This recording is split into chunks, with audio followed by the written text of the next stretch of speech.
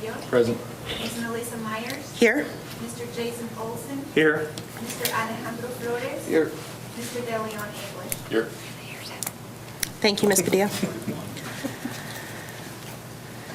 Next up is discuss and approve the regular board meeting minutes for February 19th meeting. I need a motion to approve as presented, as there was a slight typo in the meeting minutes, so it's the copy you have in front of you. So moved. Do I have a second? Second. Any questions or further discussion? All those in favor, please raise your hand. Any opposed? Motion carries. Next up, Superintendent Spotlight. Mr. Gallagher?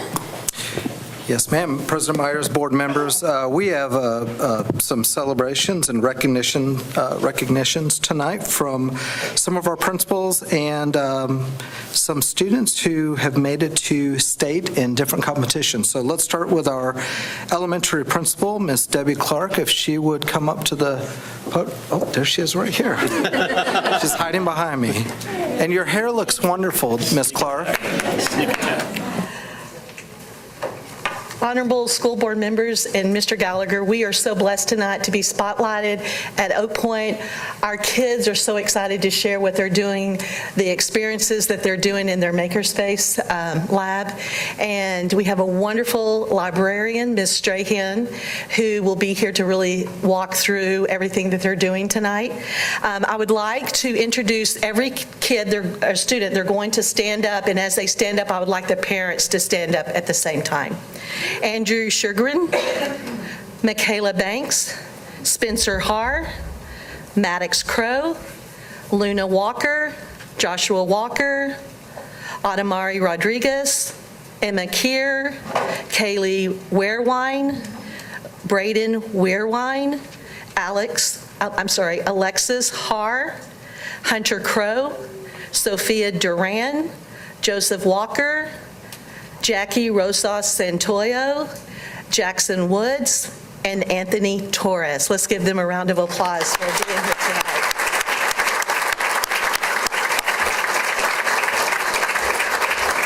And thank you, parents, for bringing them tonight. I know you're making murmurs tonight that they're here to be able to present in front of our wonderful school board. Okay, Ms. Strahan.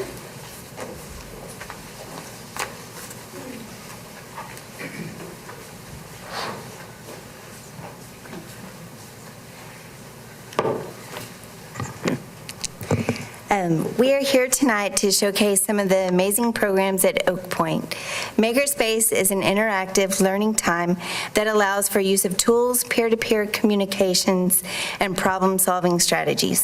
Thanks to generous donations by the CoServe Adopted School Program, we were able to get this Sphero, Dash, and a few other items that aren't here tonight.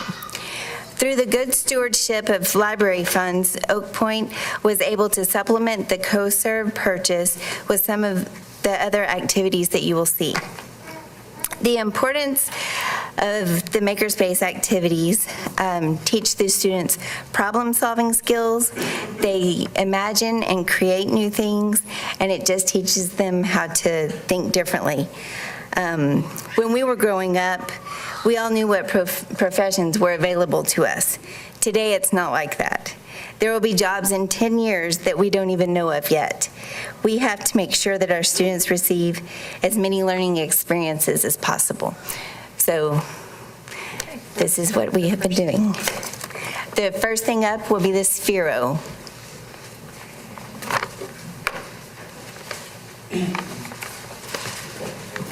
The Sphero ball is controlled by the user's coding through an app. The Sphero uses the Blockly form of coding. The Sphero can do many things, but we have mainly been using it for storytelling purposes this year and exploring its many purposes.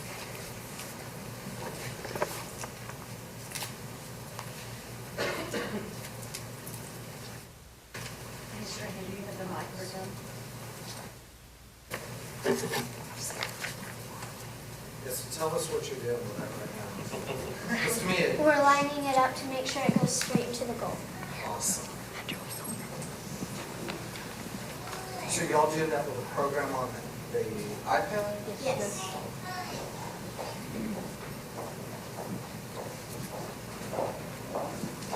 Mine's upon a time, there was a soccer team who had an all-star player. His name is Christian Honever from Colombia. His number is 28 even though he has been 22 and 6. Always scores at any position.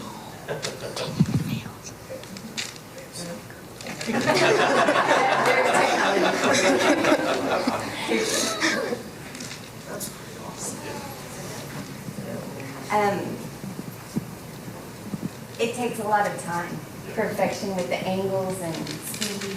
So they've worked really hard the past couple of weeks on this. So can you hold that up real quick so the board members can see what you're looking at? And then we can turn on the audience so they can see. So are those just like measurements or? So they're the code blocks that we have to put in order for it to work. You want to show the audience real quick, just so they know what you're looking Just at? saying that.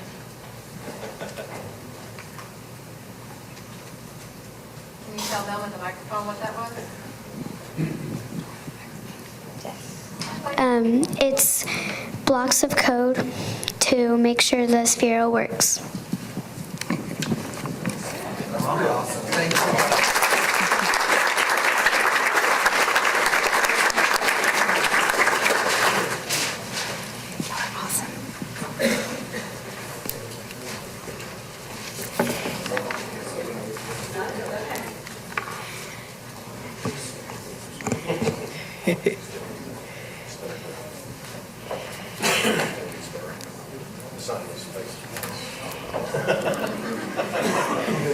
Okay.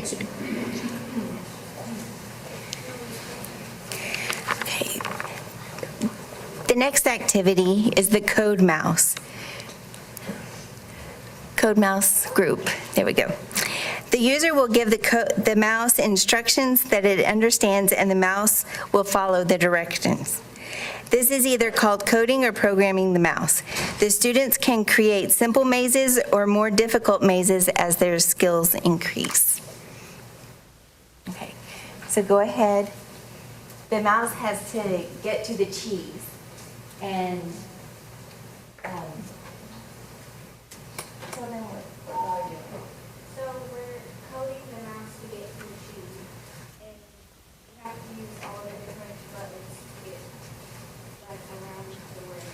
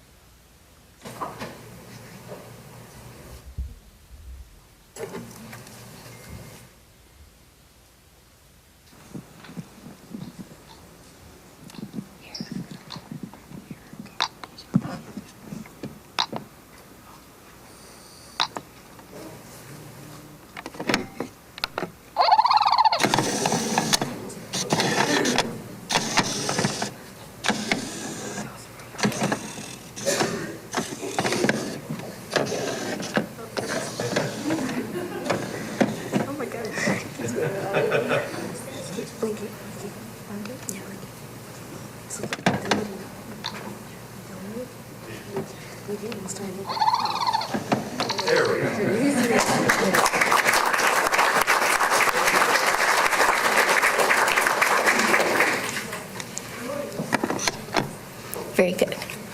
Good job.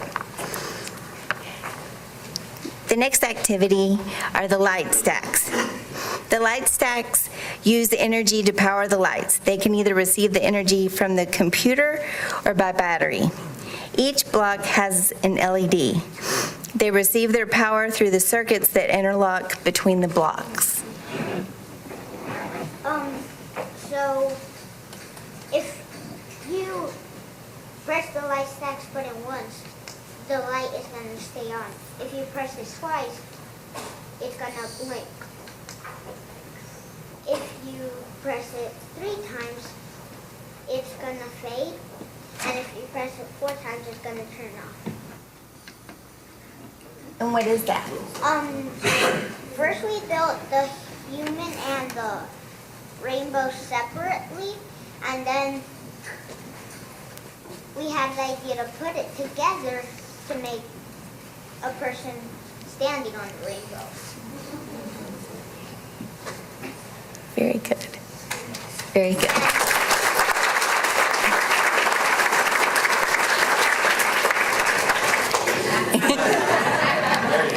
Okay.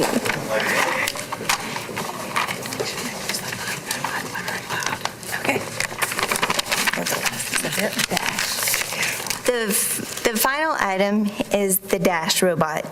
Dash will move around and do many things. However, we wanted to highlight the different thing that he does from all the others, which is he can play the xylophone. You can hear or watch a program song, or you can create your own song, which is what they have done for tonight. Patterns and sequence skills are needed to create your own song.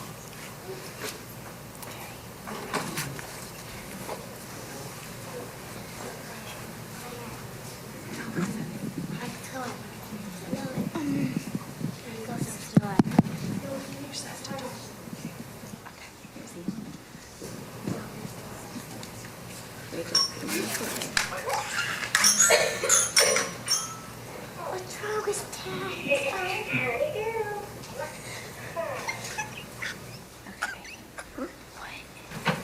Wait, is he on that? We have to. Did he get? No. Wait, are we getting go forwards? Dad, he done. And what happened? He does this.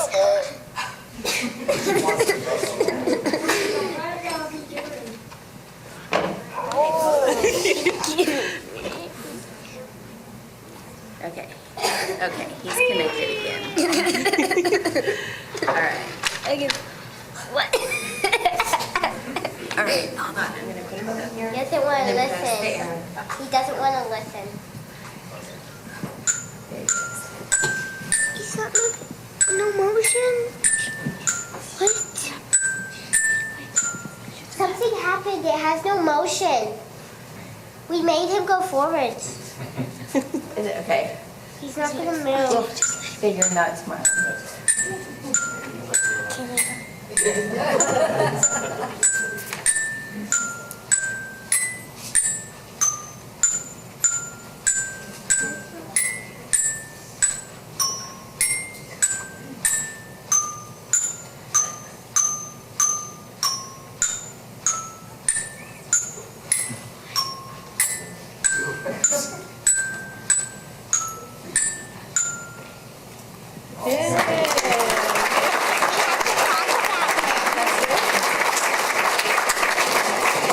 That concludes our presentation. Do y'all have any other questions for us? Thank you. No, and Ms. Clark, as you're going back, I just want to say thank you, and really thank you to the students for coming, parents for coming. But this is just a small example of some of the things that we see going on our campuses in our maker spaces, and it's pretty impressive when you start seeing the creativity that can come about from these different activities. So we're very, very proud of our campus principals for leading this movement towards increased opportunities for STEM. So thank you so much. We really appreciate it. There's one that we left off. Okay, do Is you it want? okay? Sure. Okay, yeah, the yeah. IO blocks. I read right over. The IO blocks, that's these things. And they force students to use their problem-solving skills. The user can look at the card and see, the user can look at the card and see what object they want to make. On the card, it tells how many of each shape that they need to create the object, but it doesn't tell them how they all fit together. So they've got to use their problem solving to fit them all together. That's awesome. That's awesome. Very good. If you want to show some of your Yeah. items.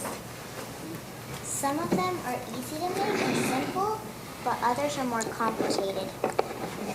For example, this flower, it was easy, but this alligator, it was harder to figure out where the pieces went. That's pretty good. Awesome. Thanks so much.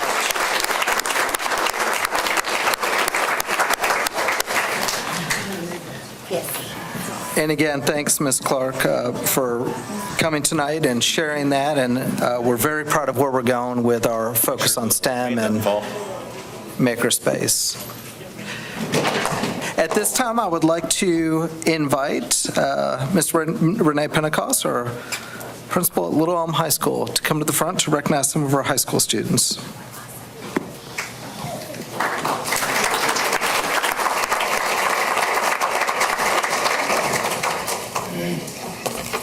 Good evening, President Myers, Board, and Mr. Gallagher. I so appreciate you allowing me to come and introduce two more of our awesome students from Little Elm High School. We have two seniors this evening to introduce you to. So at this time, if Ashley Wilson and Isaac Willis will come on up.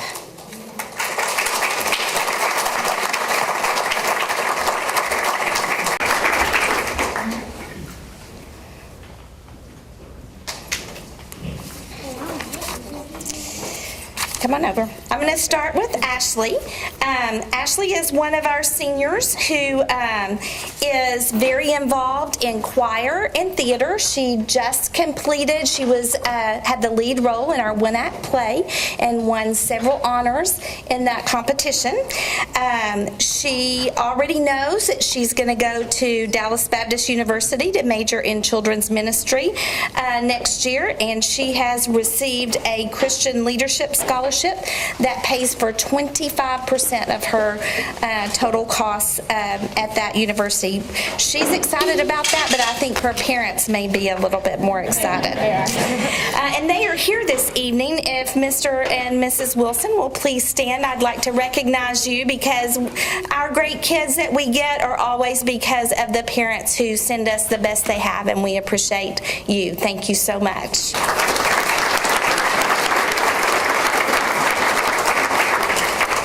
Ashley loves theater, and she's president of the choir, president of the International Thespian Society, and she said she's super thankful for her teachers, especially Mr. Duffy, Coach Sane, Coach Cousins, Miss O'Bannon, Miss Carruthers, Miss Vell, and Miss Lewis. And I have started asking teachers to give me some quotes that I can give you from her teachers. So Coach Cousins had this to say about Ashley. Ashley has such a great attitude, and she just brightens our class. She does a wonderful job academically, but her personality and cheerfulness are infectious.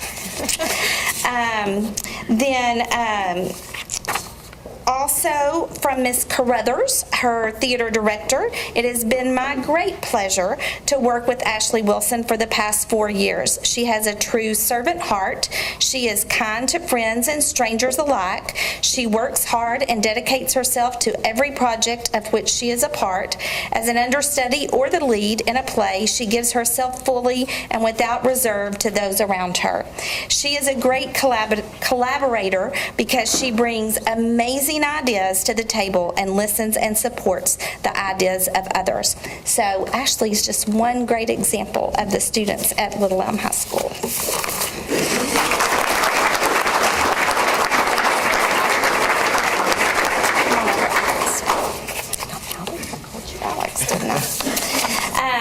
Isaac is the third of the Willis kiddos. We've graduated one a year for the past 3 years, and I was just talking to his parents about, don't you have any more at home? So Mr. and Miss Willis, if y'all will stand, please, so we can recognize you. So Isaac is a great student. He's in AP classes. I think he is taking 1, 2, 3, 4 AP exams here in about a month. He has lofty goals for each one of those. He gave me his plan of what he plans on making, and I see 4 5s listed there, so I have no doubt he will accomplish that. He is going to attend UTA on full scholarship for mechanical engineering in the fall. He is one of our DECA students, and I think DECA is going to be recognized here in a few minutes as well, so I'm going to steal a little bit of their thunder. But Isaac has served this year in our first ever marketing internship with FC Dallas. He came and with that group of students and presented to some of the administrators here at Zeller's right before the break. So that's been an exciting opportunity where he has been leading in places that we haven't had Little Elm students before, and just been hearing great things about what they're doing in our community. He also has been competing for DECA, first at regional competition. He advanced to state, then at state competition. He has now advanced to the international convention and competition, which is going to happen in April. He was within the top 7 scorers at state in the category of quick serve restaurant management. So we look forward to see the great things he does it's Atlanta, right? In Atlanta, Georgia, in April. So Isaac, we're real proud of all that you've been doing here at Little Elm High School. Look forward to seeing what you do once you move on. Isaac Dillon.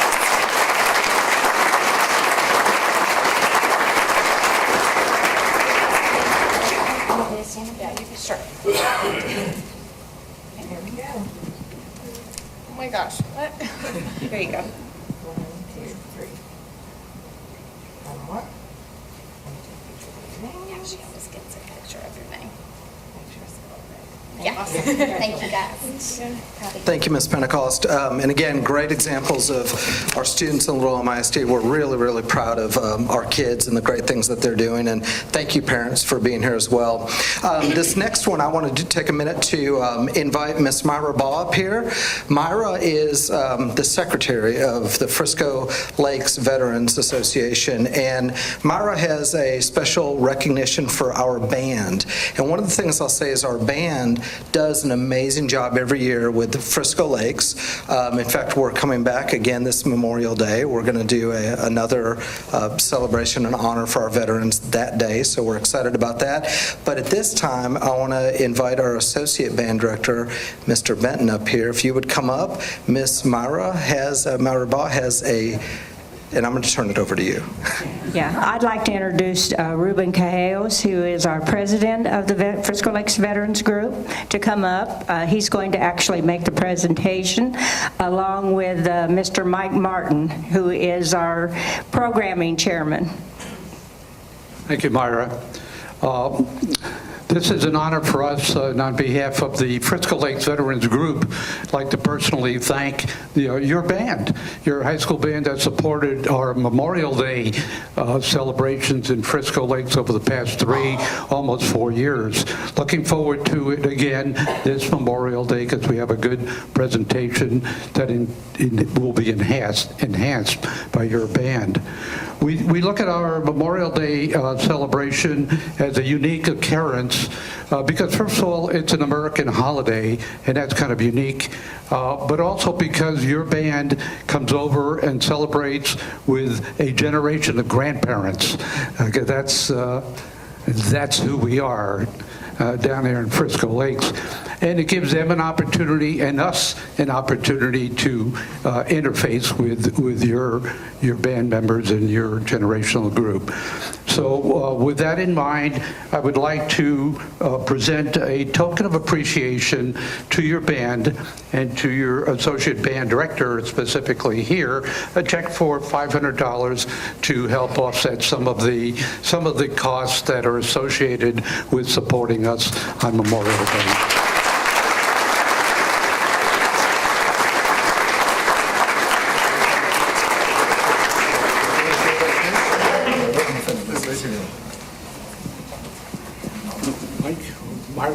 Yeah, y'all come on up. And as they're presenting this, I do want to say a huge thank you, and we're proud, and again, this is a nice token, and we really do appreciate it, but we're proud to participate. Our band members, we're really, really proud to be there and support Frisco Lakes and be part of that community, because that is one of our communities. So again, we're really, really proud of this partnership. Ready? Smile. Be happy. Awesome. Thank you. Thank you. I do.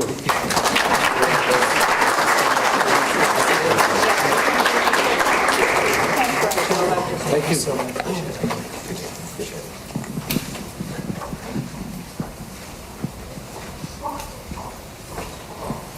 And Mr. Benton, thank you for being here tonight. Mr. Felice was not able to make it tonight. He's actually working with band tonight, so he's working this evening. All right, next I would like to invite Dr. Cindy Mecca up to the front. She's sitting in for Ross Roberts on this one. This is for our DECA state qualifiers. I'm going to let Cindy take over. Good evening, President Myers, Superintendent Gallagher, and board members. Tonight we are excited to recognize our LEHS students who competed at state for DECA, which stands for Distributive Education Clubs of America. These students engaged in business competition with 4,700 students from high schools across Texas.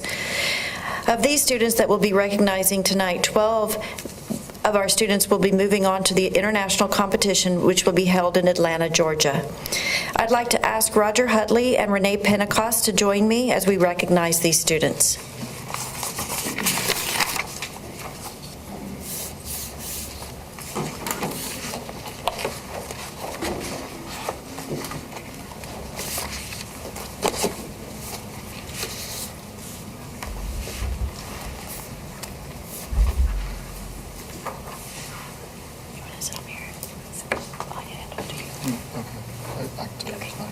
That's all right. All right. The following students competed at state for the DECA competition: Abigail Resendez de la Cruz, Ayman Shah, Amanda Laurie, Amy Limberson, Andrew Mendoza, Annalise Sumpon, Bella Argentine, Brianna Zelaya,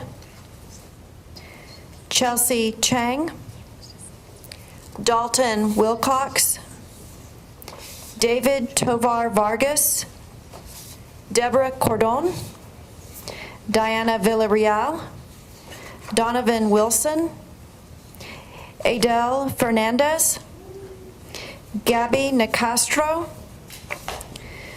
Gwendolyn Liaro, Hazel Ibarra, Holly Burrows, Isaac Willis, Joshua Baliga, Karen Baltazar, Catalina Samasang, Kenneth Wilson, Lucas Roper, Madison Bray, Mandy Mungeon, Martha Paz, Maverick Swinson, Monica Martinez, Nathania Arfa, Nicole Escamilla, Patricia Silveira, Robert Granado, Samantha Doyle, Sarah Kruger, Chelsea Juarez, Tajera Washington, Taylor Esparza, and Tyler DePonte.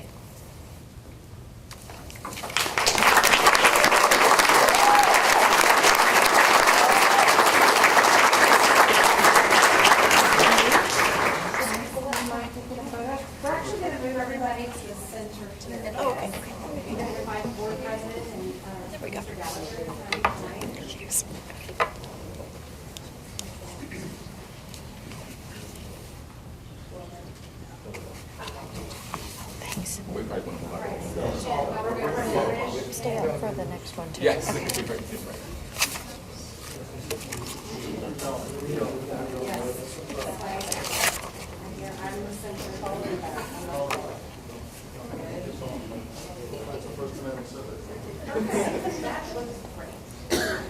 we go. Ready? All smile, no frowns. 1, 2, 3.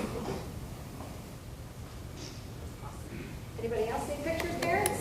Come get it.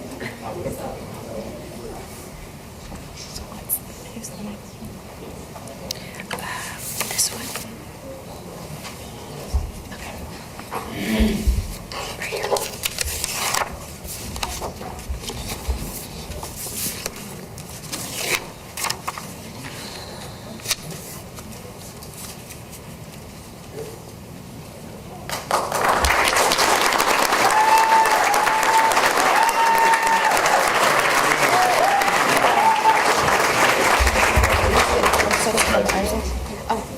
Isaac. And I'm going to ask Dr. Mecca to stay up there.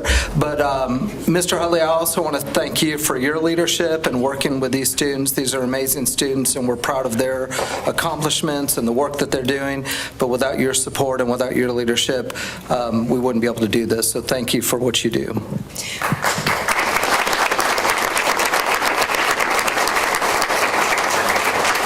Also like the parents of the DECA students that are here tonight to stand so that we can recognize you as well, because we know the dedication it takes as parents.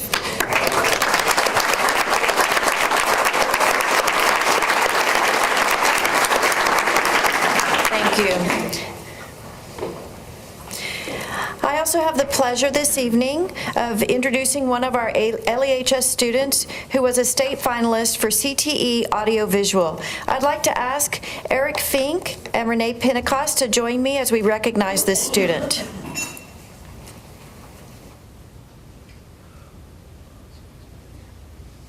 Sorry.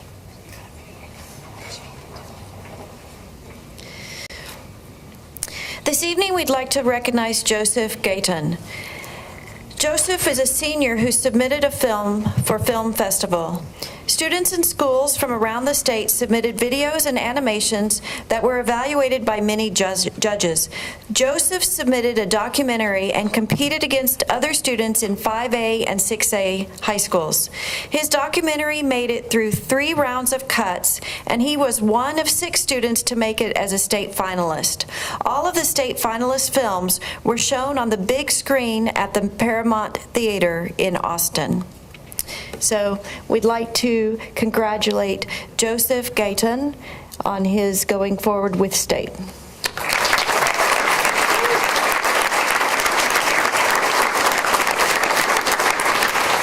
I'd also like to ask Joseph's parents, if they're in the audience tonight, to stand so we could recognize you as well.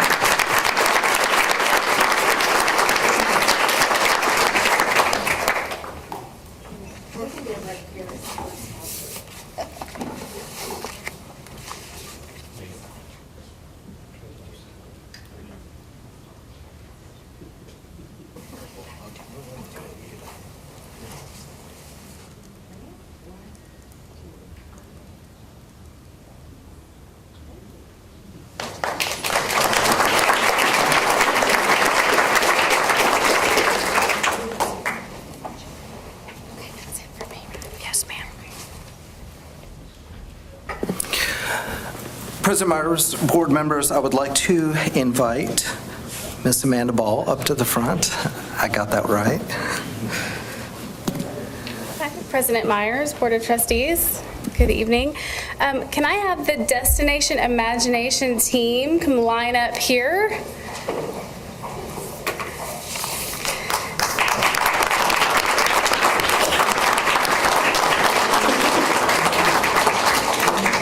This team, the Power of 7, this is the team from Chavez Elementary, and we have,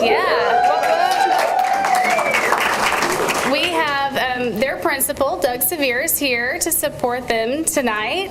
And this is a very unique competition, Destination Imagination, and they actually competed in the improv category and got first place. And they're going on to state, and this is the first time that Little Elm has ever sent anyone to state in Destination Imagination. Wow. So if I give them a round of applause.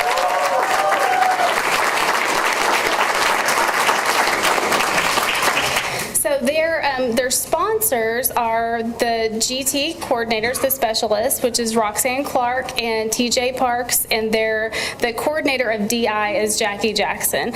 And then their coach, and he's actually a volunteer and a former employee of the district, and his name is Eric Harrington, and he has a very unique position in this because not only is he a volunteer, but it's, they practice outside of the school day, and it takes a lot of time. They've been practicing since September. They've been a team, so he deserves his own round of applause.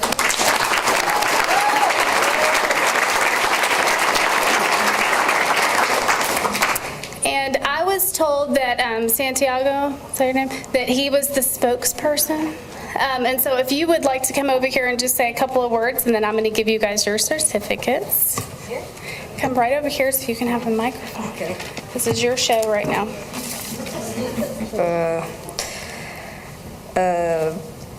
I would like to thank the audience that was there for being such a good audience. They listened, they laughed, but best of all, they didn't interrupt or talk while we acted out in our improv. I would thank the appraisers for listening just like the audience did. They asked us reasonable questions like, what website did you use to take notes? You took your time to judge us on our improv. We should give a big thanks to our team manager, Eric Harrington, for taking his time and effort to guide us and keep his patience. We are glad that he is our instructor. Thanks to me and to my team and we were able to come in first place at regionals. We will thank our district, our school district of Little Elm, because they are going to pay for the hotel we will stay at. And for state competition, we would like to thank them from the Power of Seven.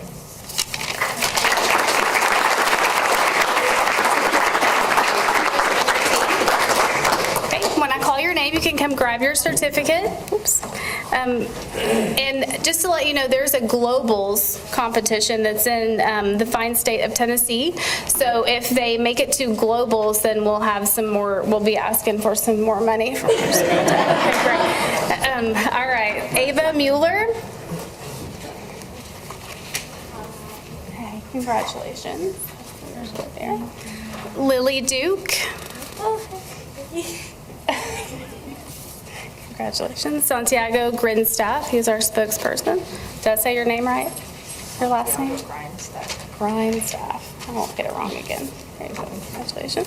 Colin Harrington. I see the connection there. Congratulations. Lexus Jones. Good job. DJ Taiwo. Did I get it? Okay. Did I say it wrong? Jackson Morales. Congratulations.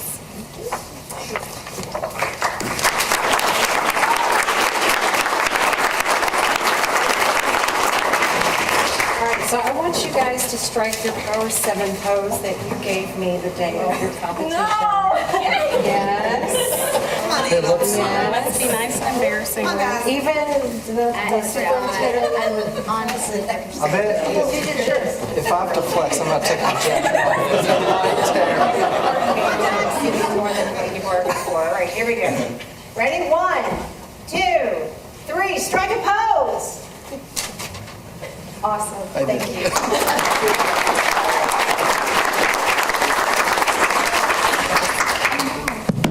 So congratulations to this team. And again, one of the things that we do as a district is anytime we have students move on to a state level competition, we want to recognize them in front of the board. This is a great accomplishment. So congratulations to this team and Mr. Severe, congratulations for, congratulations. I'll leave it at that. I do want to take a minute, I've given a couple of these away, and I wanted to take a minute to recognize someone with the Triple E Award. And what the Triple E Award is an award that we give to employees of the district, family members, who have made a huge impact on our district. And the work of this individual has had a tremendous impact in terms of where we're going with professional learning, professional development, improving leadership opportunities for our district. And it's Mrs. Amanda Ball, if you would come up to the front and receive this award. And I also want to take a minute to recognize her husband and a former amazing AP we had in the district, Mr. Randy Ball, and her son, Cade. I see you back there. So, Amanda,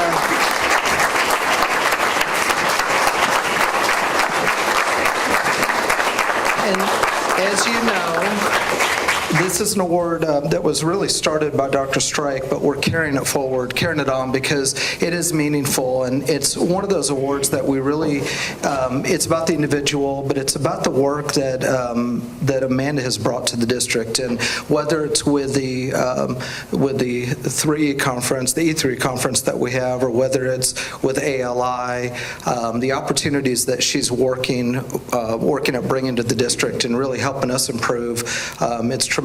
So she has grown incredibly over the last year, and it's hard to believe it's only been a year that you've been in this position. But I will tell you, I've worked in many different districts, and for a director for professional learning, she is the best I've worked with. So, and I've told her that before, but it's official now since I said it in front of the board. So, congratulations to you. Yeah, congratulations to you. We're just very proud of you.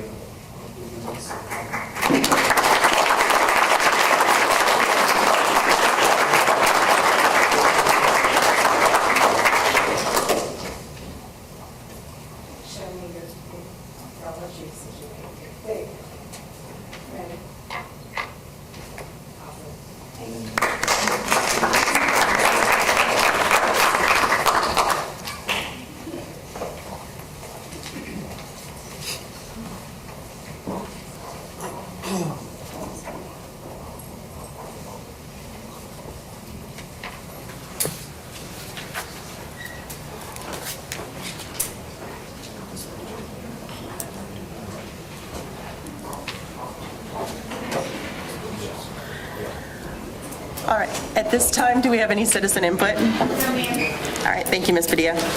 We'll move on to reports of the superintendent.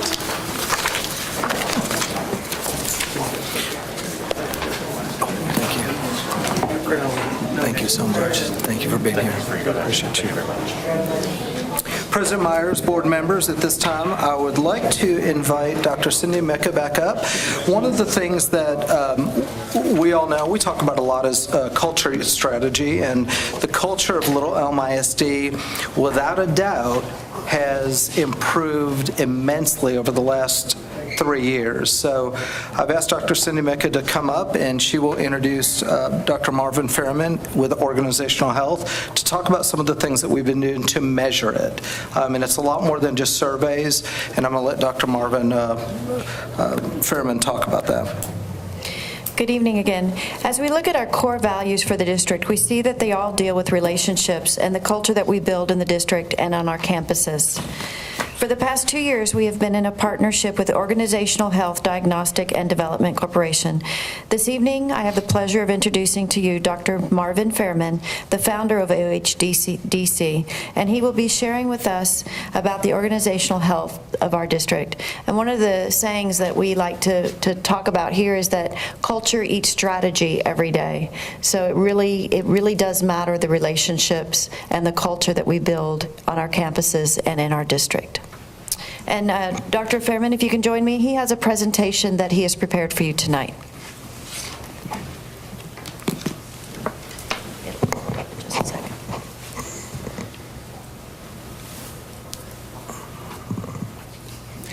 It should have a presentation.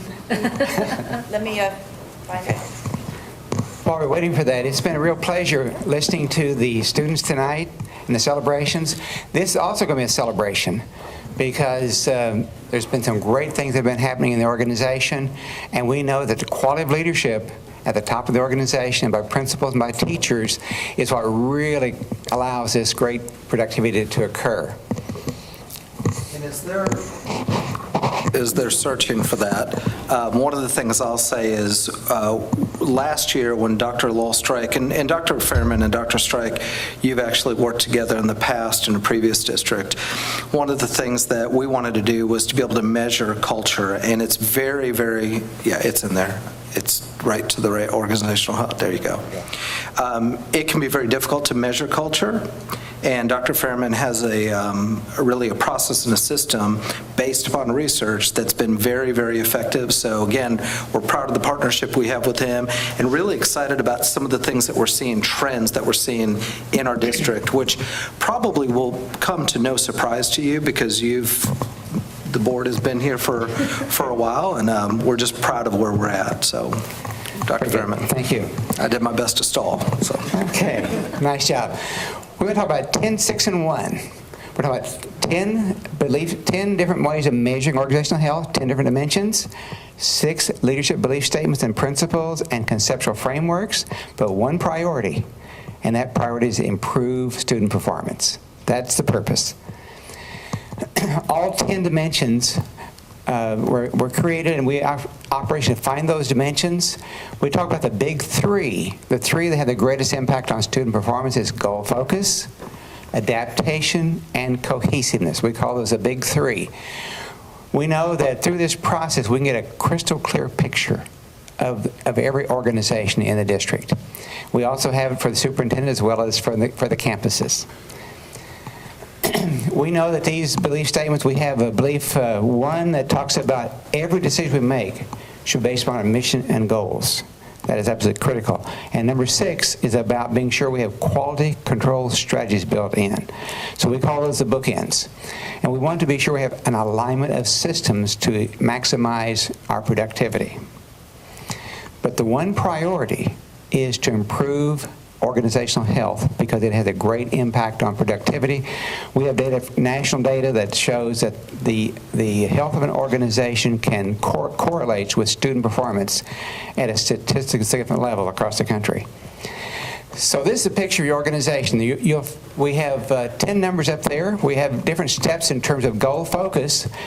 Goal focus, it measures the degree in which teachers have a clarity of goals. Do they accept the goals? Do they support the goals? Have they internalized those goals? And are they advocates? So we know that last year we had 1 school that had internalized the goals. We had 4 at the support level, 4 at the acceptance level, and 1 at the clarity level. And let me describe those ever so briefly. At the clarity level, say, well, I know what he or she wants, but these kids, or we don't have whatever, but there's a but there. At the acceptance level, they now accept the goals. They're now our goals, not just the principal's goals. At the support level, they now say our goals and we believe, and of course you internalize them, they own them. And I'm going to move the next slide, which is going to show where they are this year. So now we have 1 at the advocacy level, 3 at the internalization level, 3 support, 1 acceptance, and 2 at the clarity level. So we're making good progress, and we're also talking about next year. We would expect to see next year, we would expect to see everybody take 1 step forward. If so, we would have 7 schools in what we call the green zone, or they're able to function interdependently. The next dimension is a close relative to goal focus, and that is, can we adapt and change to meet the unique needs of our student population?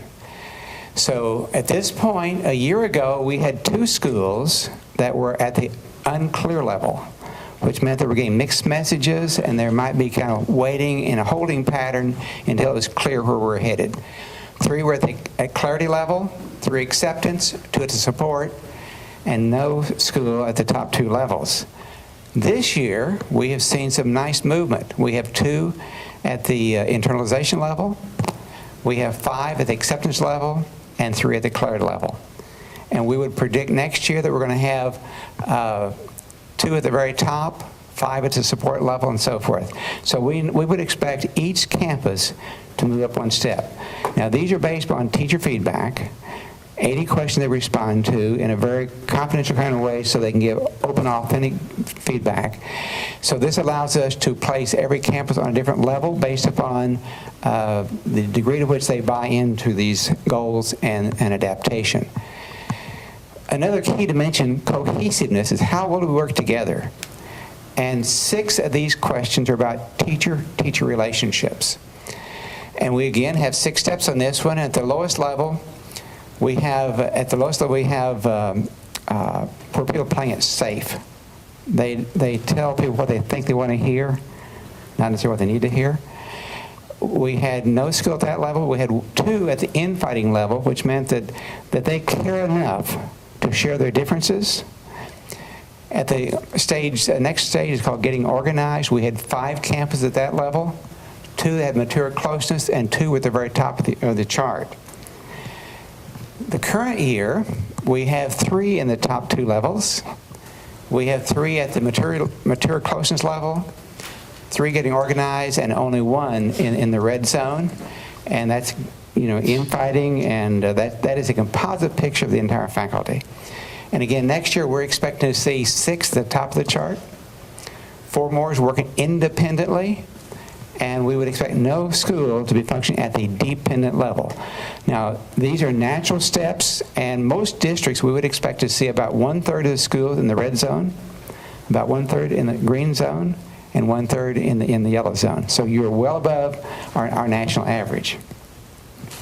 So this kind of a quick picture of our chart. We talk about three functions. One is we diagnose, and each principal gets about a 90-page report that gives them feedback about the organization and what they can do to move to the next level. We create development strategies, and then we want to deploy those. And the goal is to move them from dependence on the principal to go function independently, and then they have systems in place so they can work interdependently. So we have seen great movement already, and I think you can see evidence of that in terms of what we saw in terms of the student performance today that's been recognized. And I'll be glad to respond to questions that you may have. One thing, Dr. Fairman, and again, this is the second year that we've done this, working with Dr. Fairman with organizational health. What really works about this is when we meet individually with the principals, and like Dr. Fairman mentioned, they get about a 90-page report, and we'll sit down with them with a representative from OH and really break down the data, but then actually come up with a plan of how to respond to that data. And that's why, because of that plan, because of what the principals have been doing, that's why we're seeing this upward movement through each of these components. So I want to thank Dr. Fairman, and also this is the first year we did this I have data on myself as well. So, it's all about improvement, how we can improve, and how we can keep moving in the right direction. And this is just one tool to help us move in that direction. So we're very proud of it. So board members, do you have any questions for Dr. Fairman or comments? I just have my comment on that. I mean, when we first came onto the board, I think one of the biggest things we had was culture within the school system. We really focused on making sure that we had the culture, and others remember, one of the things I said as president at the time is I want to build a school system that people love to be at. And so this is an opportunity to see that we are actually doing what we intended to do 4 years ago, and we're moving in the right direction. So I want to say thank you for this opportunity. This is great. Great job. Any other questions? Okay. Thank you. Thank you so much. Appreciate it. Thank you, Dr. Fairman. At this time, I would like to invite our Director for Safety and Security, Billy Coburn, and Dr. Cindy Micka, if you would join Mr. Coburn. Good evening again. Safety and security is of utmost priority here in Little Elm ISD, and I'd like to thank the school board for approving the position of Director for Safety and Security this past year. Billy Coburn has served us in this position and has done a great job. He'll be presenting a presentation for you. But first, I'd also like to recognize our community police departments that are invaluable in the endeavor of keeping our schools and students safe. In Little Elm ISD, we have Chief Rodney Harrison. We also have our SRO officers in Little Elm, Officer Chris Connor and Officer Sergeant Samples, who are here this evening with us. Unable to join us this evening because they have they're working other activities across the district are Officer Holyfield and Officer Olson. I'd also like to welcome from the Colony Police Department, Chief David Colon, and our SRO who serves at Prestwick, J.P. Alexander. I'd also like to recognize Oak Point Department of Public Safety's Michael Shackelford. At this time, Mr. Coburn has a presentation for you.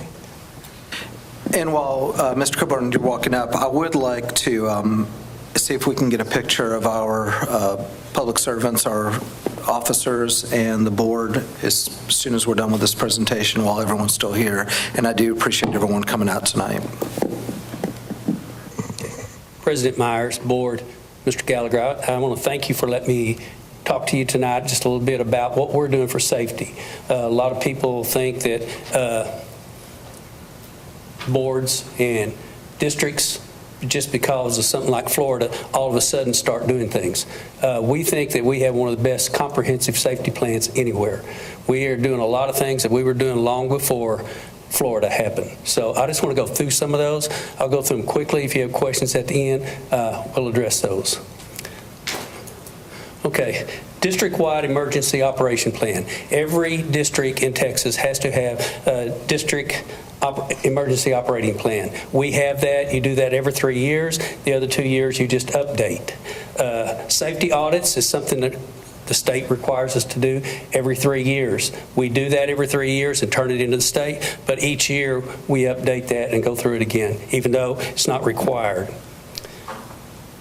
Campus crisis teams. We have campus crisis teams on every campus. What that is they have a group of people who get together. If they have an incident on their campus, they get together and solve the problems for that. We also have a district crisis team that is for this building. They get together, even if it's on a campus, this team gets together and communicates with the campus that's having a problem. District Safety Committee. We have a District Safety Committee. A lot of people, we take someone from just about every department, nutrition, transportation, maintenance, grounds, everything, finance, and we have them on our team. And what we do is we talk about problems that we might have through the district and get suggestions and then make recommendations to Mr. Gallagher of what we need to do for safety and security. We also are forming right now a Student Safety Council. That's where we're going to take students from campuses, pull them together, and let them tell us where they feel unsafe, if they do. So we can address those places too. Visitor Management System, that is our key fobs. It's our Raptor system, where if someone comes to our front door, before they can go down the hall where the kids are, they have to show their driver's license. We check them for anything that they may have from the program itself, checks them for sex offenders, registered sex offenders, but we also put divorce decrees on there and things like this so that we know if that person comes in and the spouse is not allowed to pick up the kids, it pops up as soon as their name pops up and we know what they are, and then we go accordingly. Key fobs, those are the key fobs that you see that everyone uses to get into buildings. It's just a little black fob, and we carry those. That lets us let our teachers and staff indoors where no one else can come in those doors. Lockdown drills. We do lockdown drills. They're required once a year by the state. We do one or more per semester. We make sure that we make sure we're doing the minimum, but we want them to do as many as they feel like they need on their particular campus. After the lockdown drill, and this is true after all drills, we're just talking about lockdowns right now, but after those, we always do what's called a hot wash. And what that is all the players that are on the crisis team get together and they talk about what went right with the drill, what didn't go so well, and how we're going to tweak it to make it better next time. Lockdown buttons at all campuses. That is under the receptionist desk. There's a button under there that they can push, actually don't push, they stick their finger in it and pull. And what it does is locks all the doors, and then it also makes an announcement that says this campus is in lockdown, so we don't have to run to a telephone or to the PA and make that announcement. It automatically does it for us. So we can get our kids safe a lot quicker, get them to a safe place. Patrol officer visibility, we're asking the PD, if they are writing tickets and they need to go do paperwork, we invite them to come to our campuses. We want to see the visibility, so they're welcome to come to our campuses and come into the building. We'll give them a place to work, computer if they need it, give them something to drink. We just want them on our campuses as much as possible. So if you see extra vehicles, that's probably what they're trying to do. ICS and NIMS training. ICS stands for Incident Command System, and NIMS stands for National Incident Management System. What those are courses that we can take that are done by Homeland Security. We require all of our crisis teams to take both of those courses. They get credit for those courses, and they're good forever. They don't have to retake them. We are going to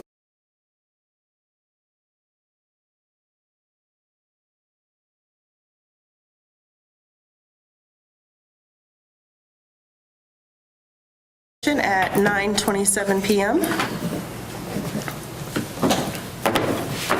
First up, action items. Discuss and approve superintendent's contract. I need a motion to approve as presented to you all. So. Go ahead. Moved. Do I have a second? Second. Any discussion? Questions, concerns? No. All right, all those in favor, please raise your hand. Any opposed? Motion carries. You want to tell him what we did? No. Let me see. There's a couple surprises. He wants to be there. Congratulations, Mr. Gallagher. We have extended your contract to the requested 5 years. Well, and can I just say thank you to the board, and I'm extremely excited. Obviously, I love being here, and the fact that I have the confidence of the board and the support of our administration team, I'm thrilled to continue the work that we're doing together, and look forward to a lot of great things still to come. So thank you very much for your vote of confidence, and look forward to serving this great community and district for an additional 5 years. So thank you very much. Thank you. Thank you. All right, next up, discuss and approve policy updates. And Ms. Epps isn't here. Dr. Mecca, you get the honor and privilege. Fun stuff.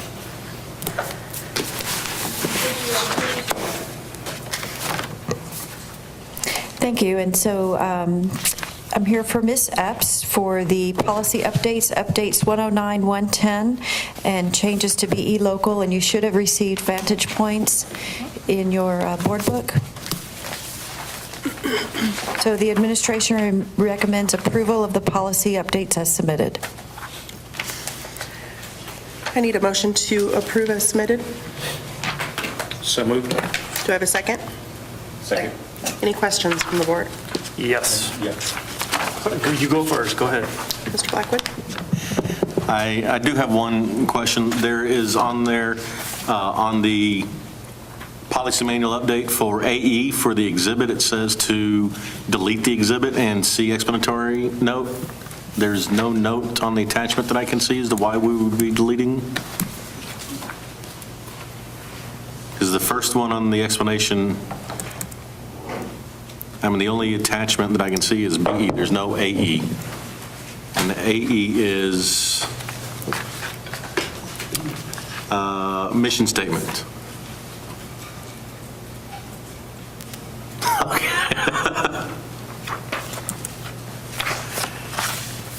Are you looking at 109, Mr. Blackwood, or?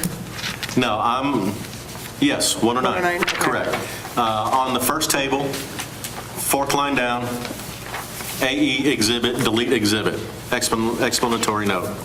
And there's no note on there as to, I'm just curious because AE is our district mission statement. But it should be in here. Was that what this is? 109 is over here.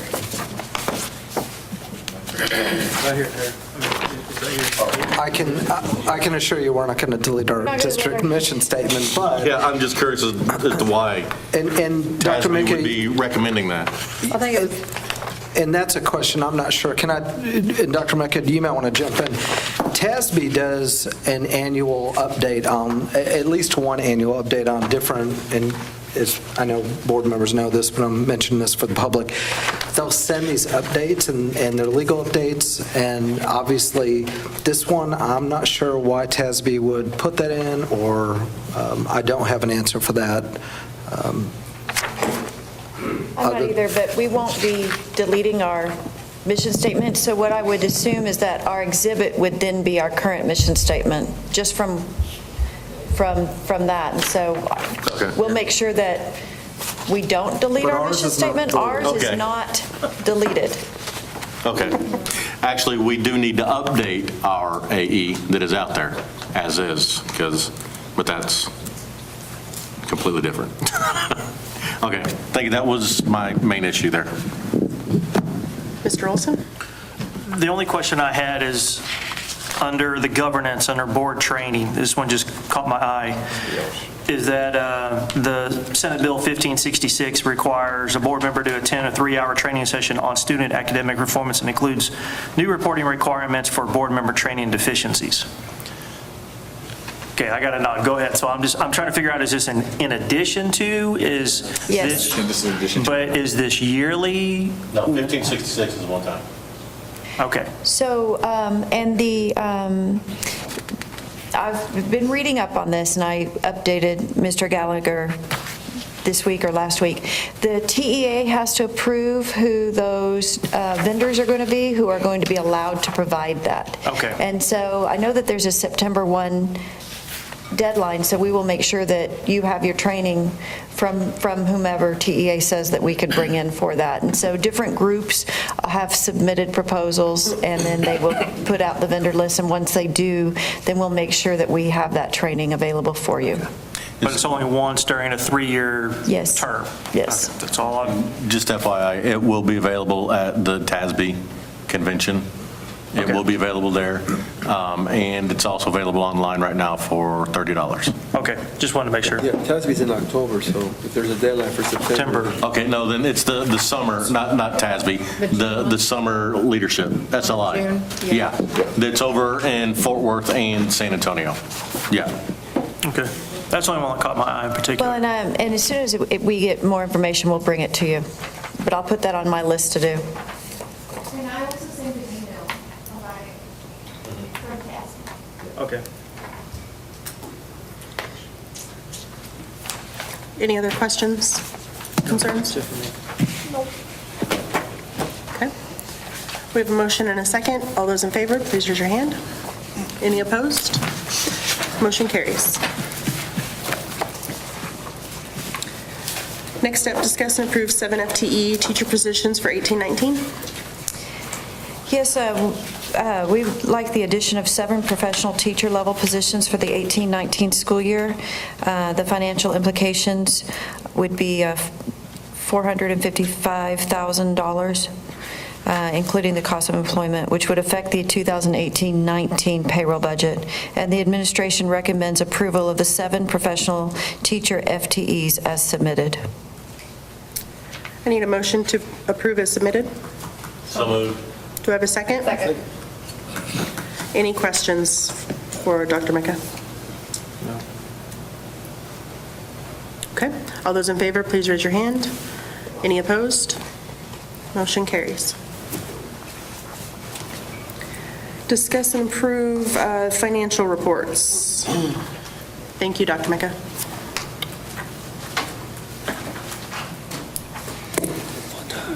Good evening, President Myers and Board of Trustees. This is the January 2018 financial report, as you received in your board packets.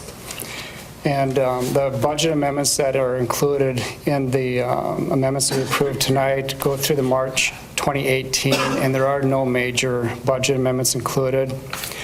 Our fund balance analysis that we show you every month shows our 2017-18 initial budget, which was a balanced budget, and our current budget is our current fund balance is $26,233,000, and our proposed amendments today net to zero, so our fund balance is staying flat, and we currently have a $1.6 million budget deficit.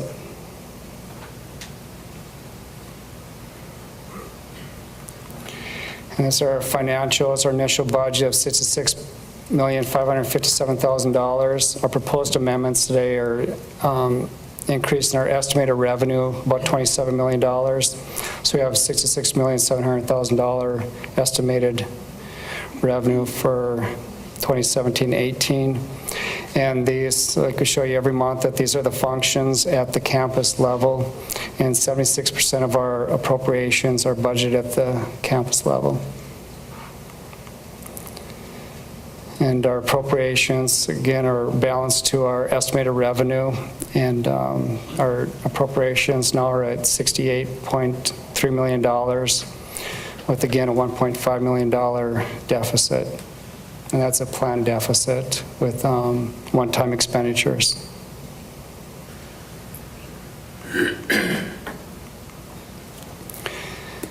And this is our budget to actual summary showing our total revenue to date. We've realized 80% of our estimated revenue and 44% of our expenditures. That's because of our tax collections coming in prior to December, and also substantial amount of our state funding. And we have $6,000 net transfers out. So our revenue over expenditures at this point in time, as of the end of January, is $23 million. Our cash flow beginning $58.2 million. Our net change is adding $9.6 million. So our ending cash and investments is $67.9 million. And these are the capital projects that have been ongoing. The high school expansion is of $21.5 million. We have about $1.1 million to be paid out, and there will be a savings there, and we should be completing our final pay app within the next few weeks. In our transportation operation facility, we spent year-to-date $722,000, and so we have an approved about $6.2 million remaining. And we'll have a discussion on when we get the GMP in for the transportation and the costs associated with to complete the transportation project within, I believe, in July, or the GMP, when will that come? Oh, in July. And these are the other financials that are in your board packet. The administration recommends approval of the January 2018 financial reports as presented. Need a motion to approve as presented? So moved. Do I have a second? Second. Any questions for Mr. Anderson? Yeah, I have one question. If you go back a couple of slides, one more back. I was just looking at the buckets of money that we are. You said we're at 77% for funding for instruction and learning? Oh, yes. Here, let me go back. This is 76%. These are the functions that are directly at the campus level. Yeah, of course. Weren't we a little higher before? I think we were at 78 or 79? Between 76, 77. Okay. Yes. What was that drop cost? Yeah, there was, throughout our budgets, we'll bring budget amendments to the board, and the effect of those budget amendments that were approved by the board brought that down from, I think it was about 77% when we started the year, to 76%. Okay. But all of our school district, and I always make this case, is that all dollars are going for the students, whether it's transportation or maintenance and operations and facilities. Okay. But that's just direct appropriations at the campus level. Okay. Thank you. Any other questions? All right, we have a motion and a second. All those in favor, please raise your hand. Any opposed? Motion carries. Thank you. Thank you, Mr. Anderson. Next up, discuss and approve temporary transportation facility for LAISD. Mr. Reeves.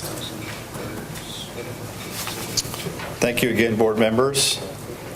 Just want to discuss the temporary, let me see here. Oh, go back one. Jumped the gun. So, Mr. Martin talked about the new transportation facility. Remember our lease agreement with the town of Little Elm? We have actually an amended lease agreement with them.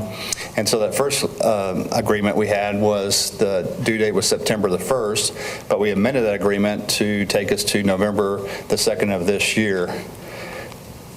And then we revised our transportation facility because the board and administration recommended us placing a middle school on that site. And so we had to do some modifications there to make sure that they work congruently together on the same site. Consequently, that pushed the completion of the new transportation facility to July of 2019. However, you notice that we have that November 2nd is that due date for us to be off our property. And since the town has already amended it one time, it's very difficult for them to do that again because they already have agreements in place with different developers. And so today we're going to talk to you about different temporary facilities and locations. We have a recommendation from the administration on which one we suggest. The first one, which is the one we're going to recommend, is going to be the temporary transportation facility will be at the permanent transportation site, if that makes sense. And so the reasoning behind that is we'll use the concrete that's going to be in phase one. The GMP that's going to be brought to you by Mr. Martin in July will include the cost of this. It will be a total site package for this brought in July. And so the reason is we're going to pour the concrete for the final transportation facility, so we might as well use that for a temporary, so we save the district hundreds of thousands of dollars. Another place we looked at was across from the high school on Waterside. That location we have to replat with the town of Little Elm. Also, the cost of that is over $600,000 that we would have to put into that, and that would just go away. We would lose that because when we relocate to the other location. The other one was at the stadium. We looked at the stadium because a lot of concrete's already there. We thought we could save some money, but we are going to have to pour some other asphalt and gravel parking. That cost was a little over $500-something thousand. Plus we have, I'm sure we have some band parents here. We have Cratton Classic on the lakes, and we have UIL. And if you've been out there during those days, we need all the parking we can get. So that was, and plus there's some houses that are right next to that as well. And so we settled on that option one. If this is going there. Is it still working here? Oh. So this option one, the picture that Mr. Martin showed before was this right here. This is Hill Lane.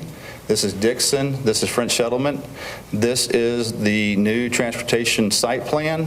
We're looking at adding a portion here for our temporary transportation facilities. And so that would be some of our maintenance. Remember, our maintenance facility is also at our transportation site. So Mr. Cogdell and his group will be out there along with our transportation there, and they also do the servicing of the buses. If we look at the cost comparison, that it would be a little over $300,000 for this option. So by far, this is the least expensive of all the three options. One big factor as well that we looked at was the routing of our buses. If we chose the other two locations, we would have to reroute all of our buses. By doing it at this location, we only have to reroute. We only have to come out with new routes one time because that's where they're going to be leaving from when it's completed. So that was a major, major factor as well. And so our recommendation would be that temporary site would be at the permanent site. So, any questions at all? I need a motion to approve. As submitted. So moved. Do I have a second? Second. Mr. Montemayor, do you have a question? Just more of a clarification. So the 326 is what we will lose from the cost of temporary structures and facilities and stuff. That's correct. The total cost of getting it ready for buses is higher, but that will then go into the total infrastructure for the new bus. That's correct. So about that portion is like 1.7 million for that temporary area. And so, but the most of that funding would go into the new facility anyway.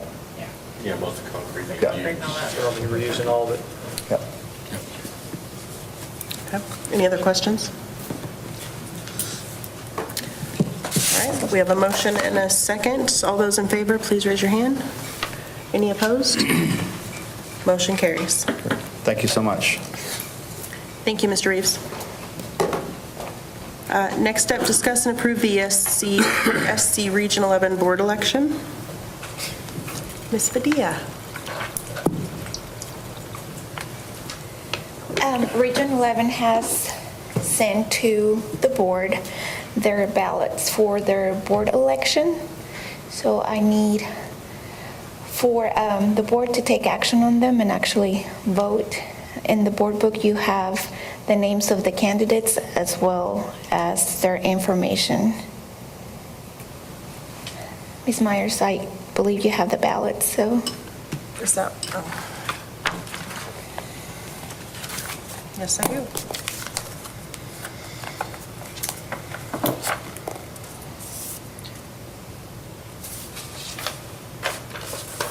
Pass them on down. You need these back right now? Yes. Okay. Because they're due April 5th. 1, 2, 3.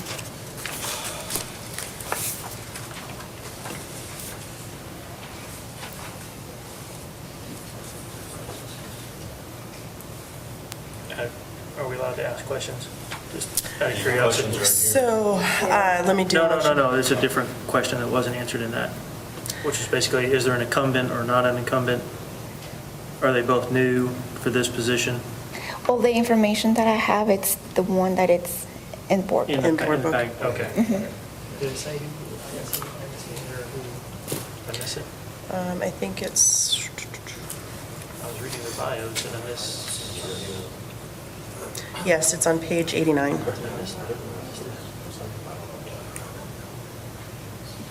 Oh, thank you. Sorry, Yep. I missed that part. Well, no, it just says they're running. Doesn't say like if there's one that's. I just saw one. It said, Place one Johnson in Somerville. Yeah, but what I'm saying is. Oh, it doesn't- yeah, it doesn't say it. say who, if one was elected previously versus another one. That's what I didn't know, if anybody knew offhand. No, and that's what I was, Well, I don't recognize the name. They may all be new. Okay, then well, that's there's the further, question. yeah, there's further bios, but that's all Yeah, I'm no, seeing. and I didn't see anything in the bios offhand, so that's the reason why didn't know if anybody knew offhand either way. That's all I was just trying to confirm.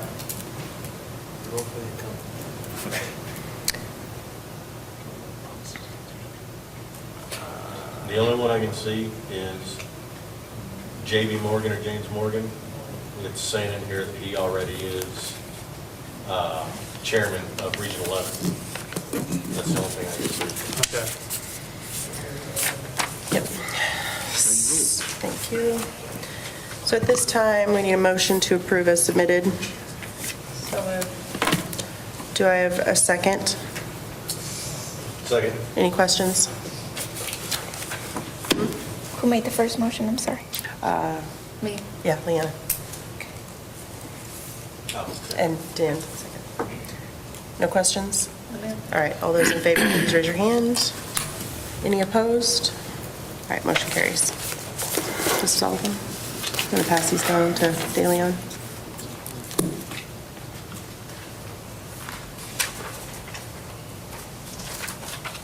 You said pass it that way.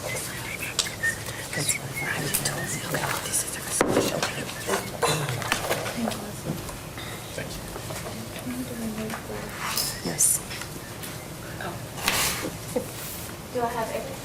Yes, ma'am. Thank you, Ms. Padilla. All right, we'll move into consent agenda. We are going to pull out item D. Hold on. Yes, item D.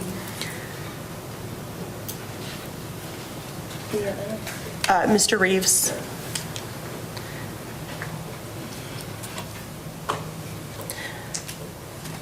Thank you, board members. This is for the purchase of real property, and so in front of you, I believe, is a resolution for the purchase of the property in the Cherry, about 26.123 acres, I guess, approximately. And so the administration recommends approval of discussion enclosed for the purchase of that property.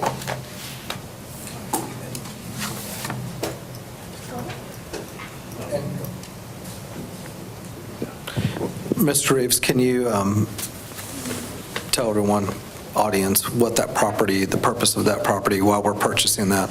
Great point, Mr. Gallagher. Just so everyone knows. Yeah, so for everyone watching on the. So this is for our middle school site in the Tribute, and so we know that the other one is off El Dorado that we already own, and so we do need to purchase property for the additional middle school, and so this will be the property in the Colony and the Tribute for the second middle school. Thank you, Mr. Gallagher. All right. I'm assuming, is this whole first page? I believe so, yes. Okay. And I'm reading as part of the motion? Uh-huh. Okay. And then we'll second it. I try to make it really short for you. Oh, so she's actually she's just reading the motion. I'm Somebody just still have to reading. approve it. You'll have to motion. Okay. All right, so I need a motion to move that the board, I'm sorry, Mr. English, can you hand me my glasses down at the end? I don't know how they got down there. Thank you. All right, I need a motion to approve the resolution related to the purchase of approximately 26.123 acres from the Tribute Partners LP and authorize the superintendent to execute a contract with the Tribute Partners. Resolution of the Board of Trustees of Little Elm Independent School District for purchase of real property. Whereas pursuant to Texas Education Code, Section 11.151, the Board of Trustees of the Little Elm Independent School District is authorized to acquire and hold real and personal property. Whereas the Board of Trustees is currently acquiring real property for the construction of facilities to meet the educational needs of the students residing in the district. Whereas the real property described in Exhibit A, attached hereto and incorporated herein for all purposes, is necessary for the construction of facilities to meet the educational needs of the students residing in the district, and whereas the district desires to into a real estate sales contract with the owner of the property for purchase of the property by the district, therefore. Be it resolved that the findings and recitals in the preamble of this resolution are hereby found to be true and correct and are hereby approved and adopted.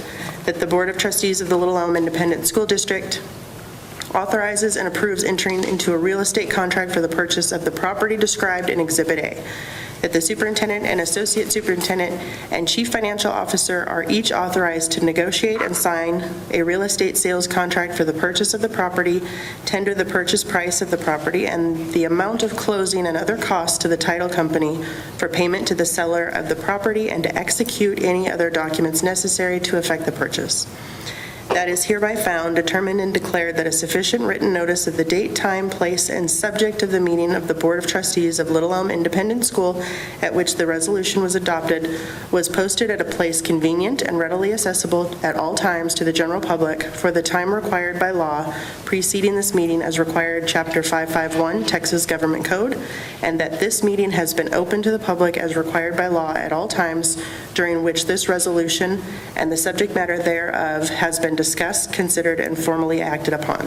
The Board of Trustees further ratifies, approves, and confirms such written notice and posting thereof.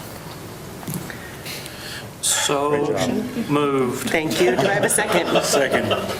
Any questions? Can you repeat that for me?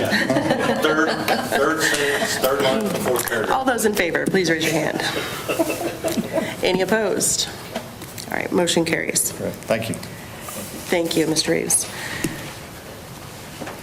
We'll now have a motion to approve the consent agenda minus item D.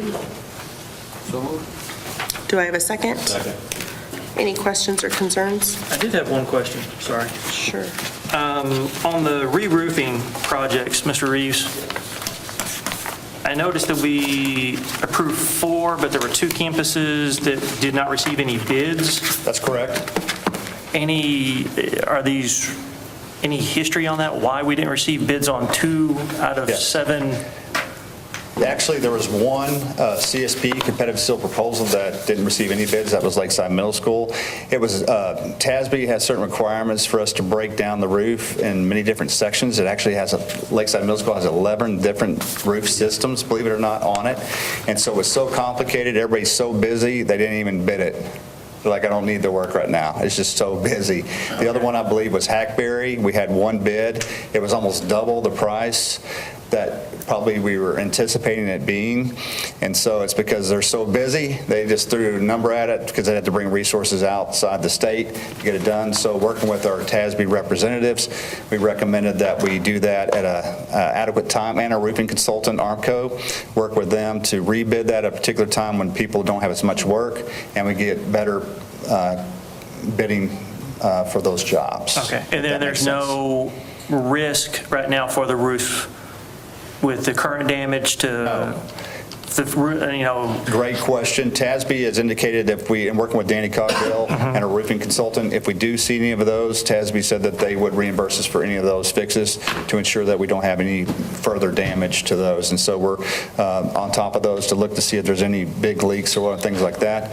And so, but TASB said if there is something major, that they'll reimburse us for that.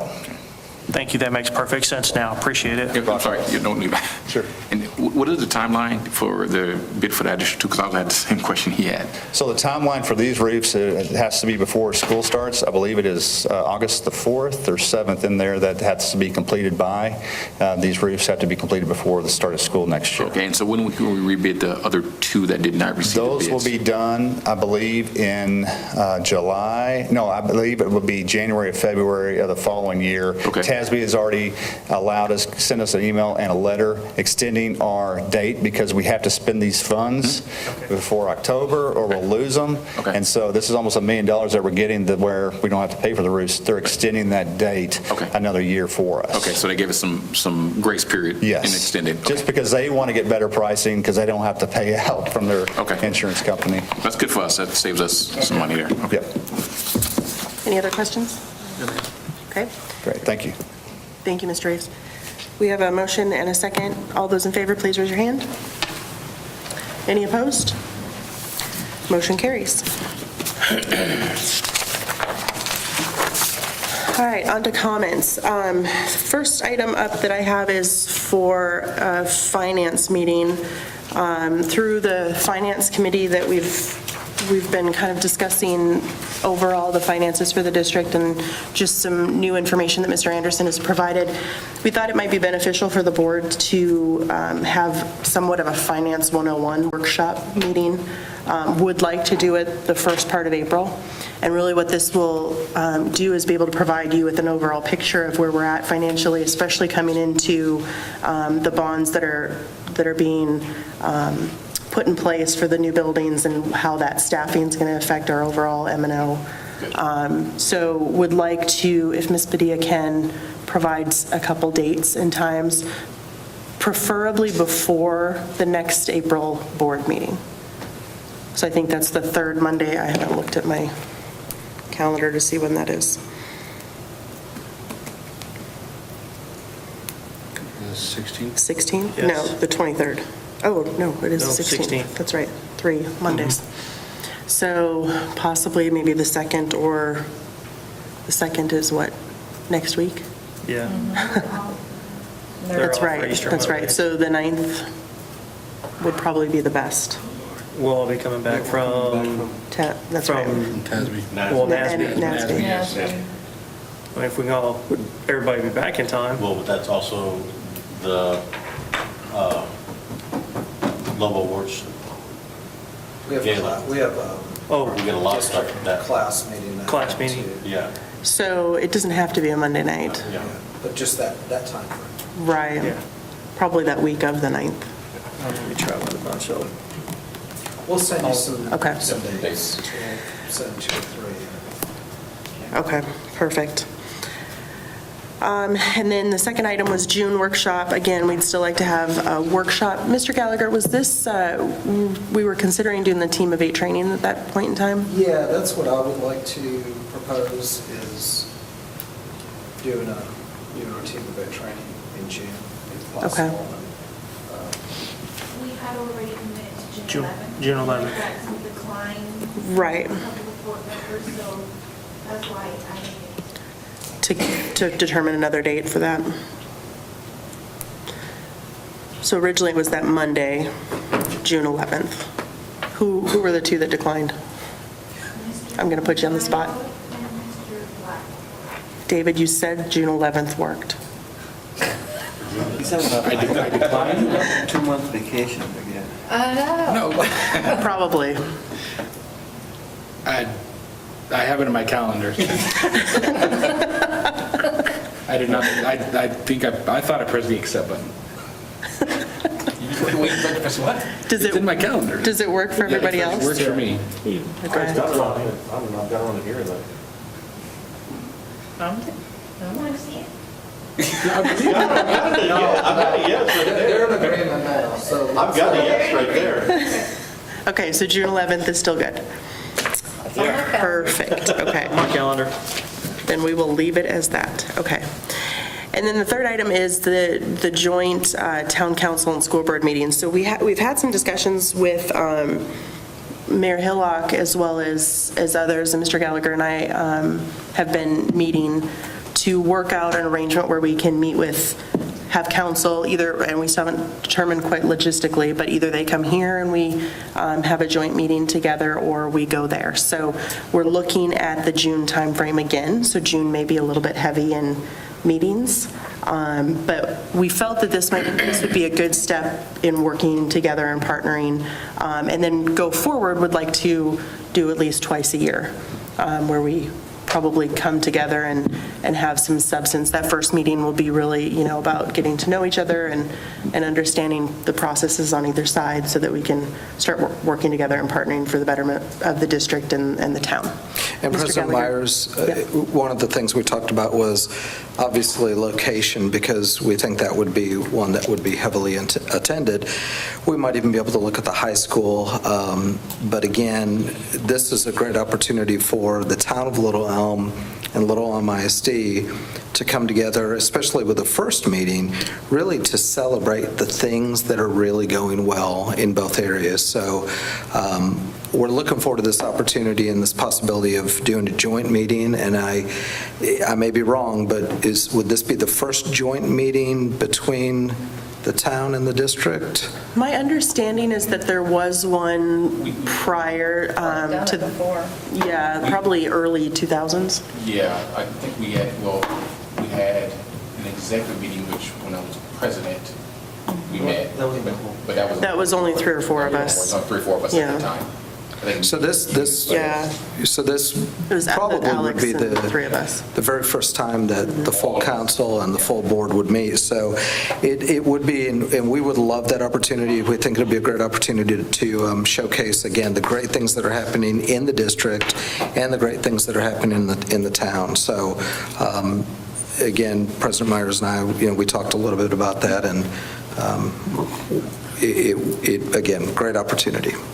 So I think it's more of an update to you all, just kind of keep that in your mind. If we can schedule in July, I know that Mr. Montemayor goes on his hiatus for 6 months or something, but, so not all of us may be able to be there, but.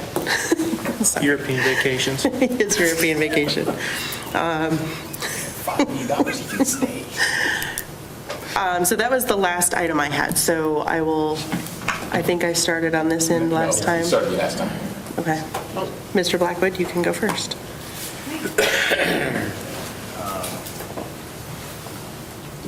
No, I'd just like to thank all the staff for the time and effort they put into everything over the past few months, especially with a lot of the construction updates and everything going on. I want to thank everyone for that, and a lot of the different presentations we had have been very pleasant. Thank you very much.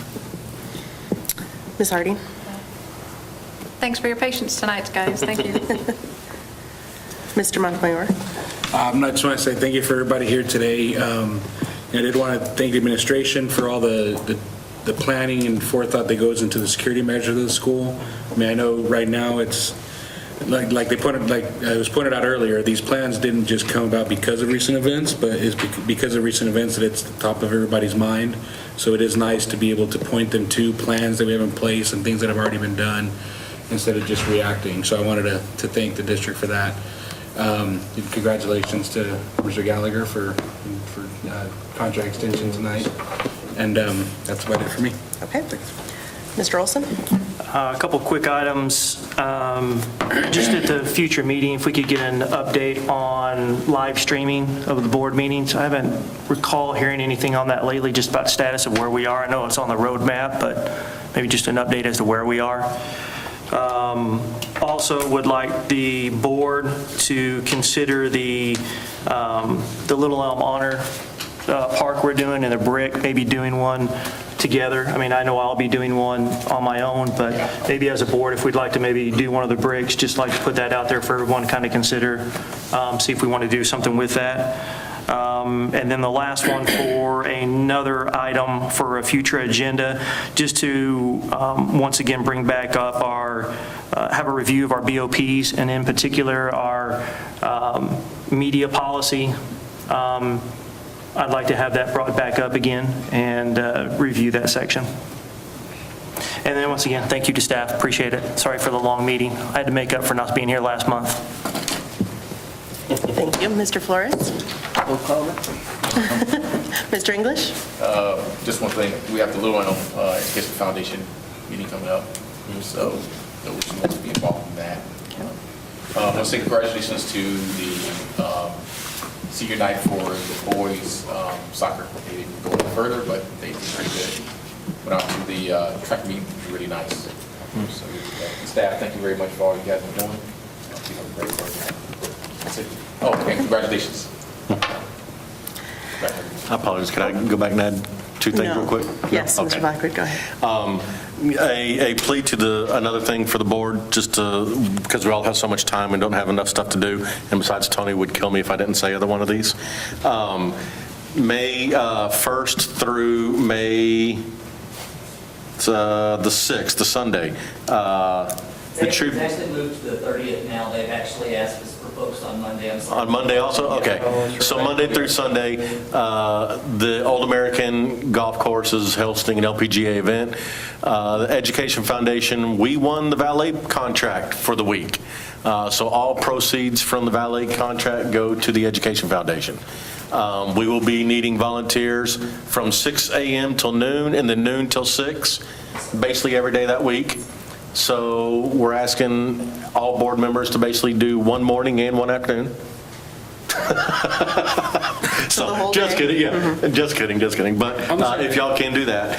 Second, for the evening of the Lobo Awards, the gala, we found out after the fact that the cafeteria is not turned over or not finished until 2 o'clock in the afternoon.